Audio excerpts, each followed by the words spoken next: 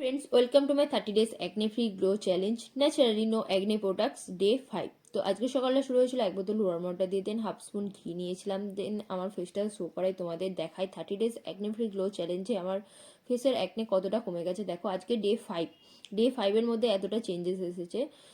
Just normally কিছু না, moisturiser আর face wash use করে, আর কিছু কোনো অ্যাক্টিভ অ্যাকনের জন্য কোনো প্রোডাক্টস ইউজ করিনি আমি, তাতেই এতটা চেঞ্জেস এসেছে। ফার্স্ট ডের ভিডিওতে গিয়ে দেখে আসতে পারো তখন আমার কতটা অ্যাকনে ছিল। তো চলো স্টার্ট করা যাক। প্রতিদিনের মধ্যে আজকে সকালে যোগা করে স্টার্ট করেছিলাম। তো যোগা করার পরে আমি যোগা এন্ড করে নিয়েছিলাম ওভারনাইট সোকড জিরা ওয়াটার। দেন ব্রেকফাস্টে নিয়েছিলাম একটা রুটি, ওপর থেকে বাটার লাগিয়ে নিয়েছিলাম আর 2 বয়েলড এগস।